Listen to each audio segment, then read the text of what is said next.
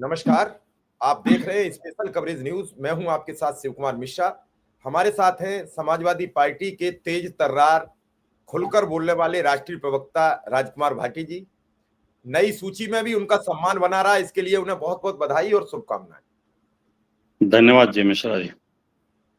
बिहार में चुनाव चल रहा है और चुनाव में जो भाषा की मर्यादा गिरी है वो अब इतनी गिरती चली जा रही है जिसका कोई जवाब नहीं है। जैसे कोई गिरता है तो एक लिमिट है कि जमीन तक गिरेगा, यहां तो ये भरोसा नहीं है अब कितना गिरेगा। इस गिरावट की शुरुआत की सबसे पहले गिरिराज सिंह ने, जो मोदी सरकार के मंत्री है। उन्होंने कहा नमक हराम, फिर एक ऐसा शब्द कहा जो यूट्यूब की गाइडलाइंस के विपरीत है, हम नहीं बोल सकते। डैश डैश खोर बोल दिया एक समाज विशेष के लोगों को। उसके बाद गृह मंत्री की भाषा गिरी, उसको भी हम नहीं बोल सकते। उसके बाद देश के प्राइम मिनिस्टर की गिर गई, उन्होंने कहा कनपट्टी पे कट्टा। हमारे यहां कट्टा अवैध हथियार है, अगर उनके पास इसकी सूचना है तो उन्हें एफआईआर लिखानी चाहिए कांग्रेस और आरजेडी के खिलाफ, और नहीं है तो देश की जनता से माफी मांगनी चाहिए। उसकी बात खत्म भी नहीं हुई थी, वो कल की बात थी। उत्तर प्रदेश के मुख्यमंत्री ने तो आज गजब ढा दिया। अब नेता बंदर हो गए। पहले उनका वीडियो सुन लो, फिर मैं भाटी जी से सवाल करूंगा क्योंकि बड़ी महत्वपूर्ण बात है।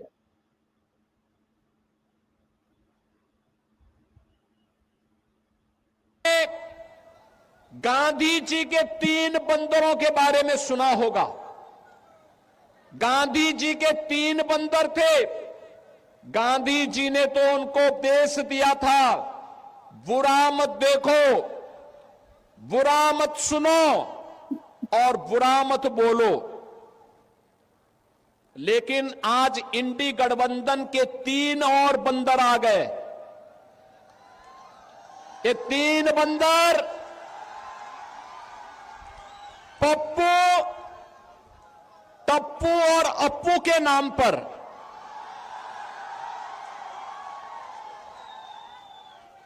पप्पू, टप्पू और अप्पू के नाम पर पप्पू सच बोल नहीं सकता, अच्छा बोल नहीं सकता, टप्पू अच्छा देख नहीं सकता और अप्पू सच सुन नहीं सकता। इन लोगों को एनडीए सरकार के द्वारा किए गए विकास दिखा। भाटी जी, अभी आपने सुना किस तरीके से पप्पू, टप्पू और अप्पू तीनों नाम उन्होंने जोड़े हैं। पप्पू माने राहुल गांधी, टप्पू माने तेजस्वी यादव और अप्पू माने अखिलेश यादव। क्या एक मुख्यमंत्री ने भाषा का थोड़ा बहुत संज्ञान लिया या फिर मर्यादा तोड़ के, मर्यादा जो कुछ और गिर सकते थे उतना गिरते चले गए? क्या कहेंगे इस पर? शिव कुमार मिश्रा जी, ये बयान मैंने आपसे पहले भी सुन लिया था। मैं आपको इस बात की बधाई देना चाहूंगा कि आप इस महत्वपूर्ण विषय को उठा रहे हैं। बड़े पदों पर बैठे हुए लोगों की भाषा में एक मर्यादा और एक शालीनता होनी चाहिए, और ये बहुत ही महत्वपूर्ण बात है लोकतंत्र में। अगर इस तरह से बड़े पदों पर बैठे लोग भी इस स्तर पे आएंगे तो भारत के लोकतंत्र का क्या होगा।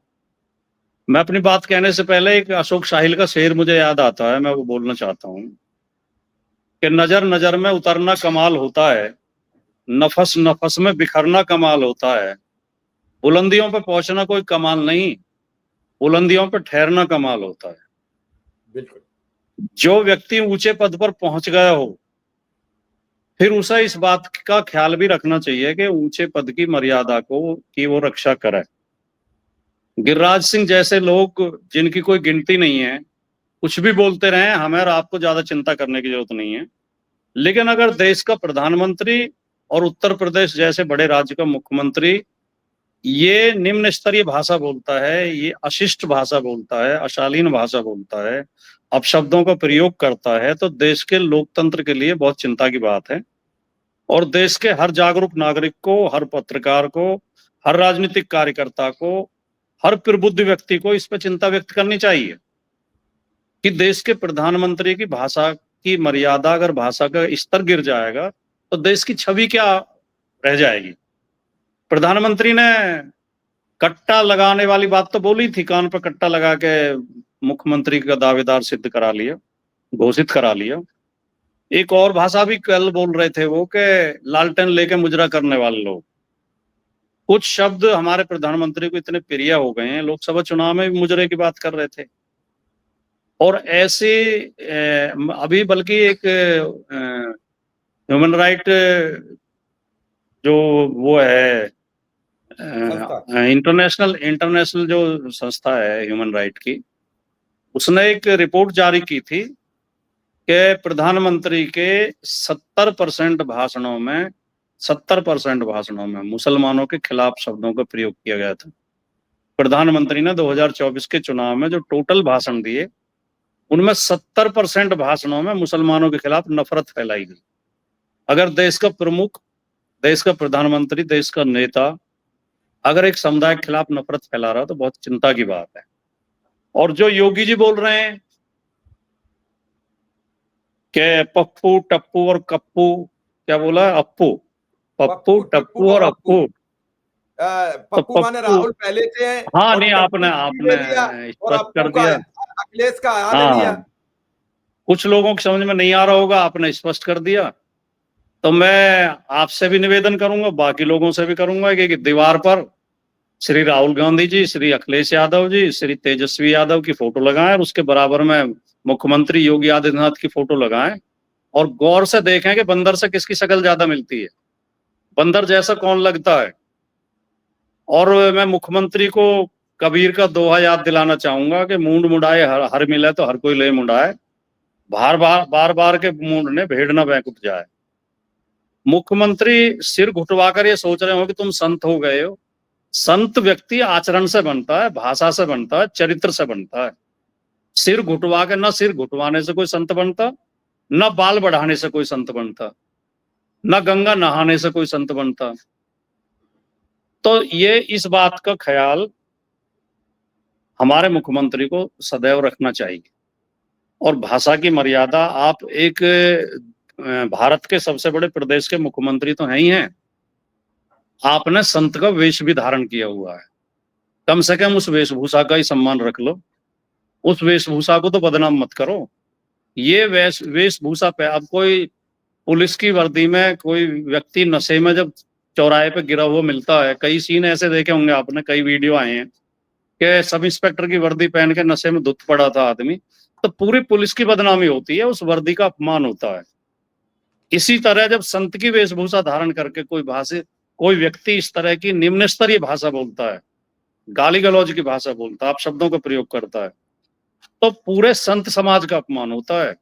और मेरी अपील तो संत समाज से भी है कि इस पर संज्ञान लें और ऐसे व्यक्ति पर रोक लगाई जानी चाहिए कि वो संत के वेशभूषा धारण नहीं करेगा। जिस व्यक्ति की भाषा इतनी खराब है, जिसके शब्द इतने खराब हैं, उस व्यक्ति को संत की वेशभूषा धारण करने का कोई अधिकार नहीं। भाटी जी, मर्यादा गिर चुकी है हर मामले में। कल भी पिछली रैली में उन्होंने कहा कि कुछ लोग आ गए जिनका कोई वजूद नहीं है प्रदेश में। केशव प्रसाद मौर्य कह रहे हैं कि अखिलेश यादव सिर्फ चुनाव हराने के लिए आए हैं। ये इनके पास कोई ऐसी मैथोलॉजी है, इनके पास ऐसा कोई गणित है, इनके पास कोई ऐसा विज्ञान है जो इन्हें पता लग जाता है? भारतीय जनता पार्टी में बड़बोलेपन का कंपटीशन चल रहा है। बड़बोलापन और अशब्द भाषा बोलने की प्रतियोगिता चल रही है। और भारतीय जनता पार्टी के लोगों को ये भ्रम हो गया है, बूथ लेवल के कार्यकर्ता से लेकर राष्ट्रीय स्तर के नेता तक। और आप ये टीवी डिबेट्स में अक्सर बीजेपी के प्रवक्ताओं की भाषा सुन के भी महसूस करते होंगे कि बीजेपी में ये प्रतियोगिता होगी। उन्हें भ्रम हो गया है कि जो जितना ज्यादा अपशब्द बोलेगा उसकी उतनी ज्यादा तरक्की होगी। और जब देश का प्रधानमंत्री बोल देता है तो फिर लोगों को खुला रास्ता मिल जाता है। तो केशव प्रसाद मौर्य वो व्यक्ति हैं जो समाजवादी पार्टी के प्रत्याशी से विधानसभा चुनाव हार चुके हैं। और पिछला जो सबसे पिछला चुनाव हुआ है वो लोकसभा का हुआ 2024 में, उसमें हम बीजेपी को हरा चुके हैं उत्तर प्रदेश में। तो ये खाली बड़बोलापन है, इसमें केवल हंसी आती है। ये जवाब देने लायक भी इनके जो टिप्पणियां हैं वो जवाब देने लायक भी नहीं है। इनके जवाब देके भी हमें अपनी गरमाई गिरानी है, हमें अपना स्तर गिराना है। और ये कितने अपशब्द बोलते रहे, कितने ही बदतमीजी करते रहे, कितनी गाली गलौज करते रहे, हम अपना स्तर नहीं गिराएंगे। हम अपनी भाषा की मर्यादा बना के रखेंगे और हम प्रधानमंत्री नरेंद्र मोदी और योगी आदित्यनाथ का नाम हमेशा सम्मान के साथ लेंगे। ये बेशक हमारे विपक्ष में है। भाटी जी, एक मेरा अंतिम सवाल है आपसे और बड़ा महत्वपूर्ण सवाल है ये। भाटी जी, आपने पश्चिमी उत्तर प्रदेश में पीडीए सम्मेलन शुरू किए। पहले आपने गुर्जर सम्मेलन शुरू किया, बाद में उसे पीडीए में तब्दील किया। हाई कोर्ट का आदेश आ गया तो आपको लगा कि जब जातिगत सम्मेलनों पर रोक लगा दी गई है तो हम क्यों अगुआ बने, हमारे लिए कोर्ट पहले है, सरकार पहले है। आपका उस दिन भी प्रोग्राम रोक दिया गया, इससे पहले भी 2-3 बार रोके गए। लेकिन वहीं भारतीय जनता पार्टी के पूर्व सांसद छत्री सम्मेलन कर रहे हैं, जले जिलों में कर रहे हैं, दशहरा विजय दशहरा के नाम पर कर रहे हैं। मायावती जी लखनऊ में बैठ के कर रही हैं, मुस्लिम भाईचारा सम्मेलन कर रही हैं, कल पिछड़ा वर्ग सम्मेलन बुलाया गया। तो क्या सपा बोलेगी तो रोका जाएगा, बसपा करेगी तो सपोर्ट मिलेगा और भाजपा सरकार में वो कुछ भी करे?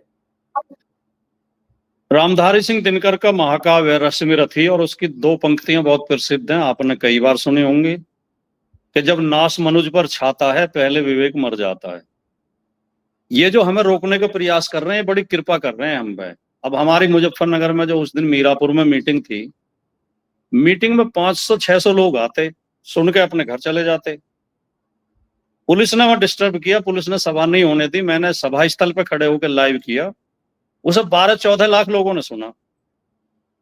तो 12-14 लाख की रैली हो गई मेरी। तो जिस रैली में 500 लोग उपस्थित होते, उसमें 12-14 लाख लोग उपस्थित हो गए। 12-14 लाख लोगों तक मेरी बात पहुंच गई और मैंने उसमें सारी बातें कही जो मुझे कहनी थी सभा में, पीडीएफ चौपाल में। और मैंने ये भी चुनौती दी कि यही अहंकार रावण को भी हो गया था, यही अहंकार दुर्योधन को भी था और यही अहंकार कंस को भी था, उनका भी विनाश हुआ। और योगी जी और मोदी जी भी कंस, रावण और दुर्योधन के ही रास्ते पर चल रहे हैं। इनका अंत भी वही होगा जो कंस, रावण और दुर्योधन का हुआ। और लोकतंत्र में ये अहंकार काम देता नहीं है। लोकतंत्र में आप जितना विपक्ष को दबाने का प्रयास करोगे, विपक्ष उतना मजबूत होगा। तो ये तो इनके विनाश का कारण बनेगा, ये जो ये गैर कानूनी गतिविधियां। अब हमारी वहां पीडीए चौपाल के अंदर पुलिस घुस गई और पुलिस लोगों को धमका रही है। और मैंने वहीं घटनास्थल पर खड़े होकर, आपने मेरी वीडियो देखी होगी, मेरे फेसबुक पेज पे मौजूद है। मैंने जो वहां पुलिस के लोग खड़े थे, मैंने उनसे पूछा कि आप किस अधिकार के तहत सभा के अंदर घुसे, मुझे संविधान का अनुच्छेद बताओ या बीएनएस की वो धारा बताओ जो ये अधिकार देती हो पुलिस को कि आप चलती हुई सभा में जाके घुस जाओगे। वो जवाब नहीं दे पाए, नजरें चुराने लगे। और कोतवाल कह रहा है कि जी मैं अलग से बता दूंगा आपको, आप मुझे अलग से मिलना। मुझे तो मिलने की जरूरत क्या थी, लेकिन मुझे पता है वो क्या बताएगा। वो कहेगा जी मैं तो रोकना नहीं चाह रहा था, ऊपर से आदेश था, मेरे ऊपर दबाव था जी, मुझे नौकरी करनी है, मजबूरी में पुलिस भेजनी पड़ी। वो यही तो कहेगा हमसे। बस बस बस। और आपको एक बात और बता दूं मिश्रा जी कि इंस्पेक्टर यादव और सीओ गुजर वहां और सीओ तो मेरा दोस्त रहा है, मेरे साथ कॉलेज में पढ़ाता था, मैं भी टीचर था, वो भी टीचर था डिग्री कॉलेज में, लेक्चर रहे हम दोनों एक साथ। मैं हिंदी साहित्य पढ़ाता था, वो मैथ पढ़ाता था। तो उन्होंने अपनी मर्जी से नहीं रोका, अंदर से वो भी दुखी थे। दोस्त का ना रहा। नहीं, अब आप सब समझते हैं पुलिस में नौकरी करनी होती है, जब ऊपर का दबाव होता है तो पुलिस का अधिकारी अपने भाई को भी बंद कर देता है मजबूरी में। तो बस मैं यही कह सकता हूं कि जब नाश मनुज पर छाता है पहले विवेक मर जाता है। इनके विवेक मर चुके हैं, योगी जी और मोदी जी अब विवेकहीन हो चुके हैं और ये अपनी कब्र खोद रहे हैं। ये इनके ताबूत की कीलें सिद्ध होंगी जो ये रोजाना कर रहे हैं, जो ये लोकतंत्र को अपमानित कर रहे हैं। भाई इतना ही मैं कहना चाहता हूँ। नमस्कार, धन्यवाद आपका, आपने समय दिया बोलने का। चलिए भाटी जी, आपने हमें समय दिया और इस महत्वपूर्ण मुद्दे पर, जब भाषा की गरिमा रोज गिर रही हो, कितनी गिरेगी कहा नहीं जा सकता है। जहां सिर्फ वोट के लिए भाषा का प्रयोग होता हो, वोट के लिए सिर्फ धर्म और समाज का प्रयोग होता हो। क्या 11 वर्षों में प्रधानमंत्री नरेंद्र मोदी ने, अब तो 12वीं वर्ष में प्रवेश कर चुके हैं, कोई ऐसा काम नहीं किया जिसके जरिए वोट मांगते? क्या 20 वर्ष में नीतीश कुमार ने ऐसे काम नहीं किए जो वोट मांगते? क्या 8 वर्ष 9 माह में मुख्यमंत्री योगी आदित्यनाथ ने ऐसे काम नहीं किए जो बिहार में जाके अपनी उपलब्धि गिनाते? सिवाय बुलडोजर हिंदू मुसलमान के अलावा अगर कोई उपलब्धि हो तो वो बताएं। इन सब बातों से अब जनता आजिज आ चुकी है। उसका बच्चा पूछ रहा है उससे रोजगार कब मिलेगा, उसका बच्चा उससे पूछ रहा है कि मुझे शिक्षा की व्यवस्था कब मिलेगी, उसका बच्चा मुझसे पूछ रहा है कि पापा जब तुम बीमार होगे तो मैं किस अस्पताल में आपको इलाज कराने के लिए ले जाऊं। इन 3 मुद्दों से मीडिया जब तक देश को नहीं लाएगी, इस देश का बिगड़ना नहीं रुकेगा। न फिर जैसे आज सोना बेचा गया है और मीडिया ने खबर नहीं दिखाई कि आरबीआई ने सोना बेच दिया और एक रिपोर्ट भी आ गई, तो फिर ऐसे ही सोना बिक जाएगा और आप ढूंढते रह जाएंगे कि सोना की जो चिड़िया कहा जाने वाला देश था वो कंगाल क्यों हो गया। भाटी जी, आपका बहुत बहुत आभार, बहुत बहुत धन्यवाद। जी नमस्कार।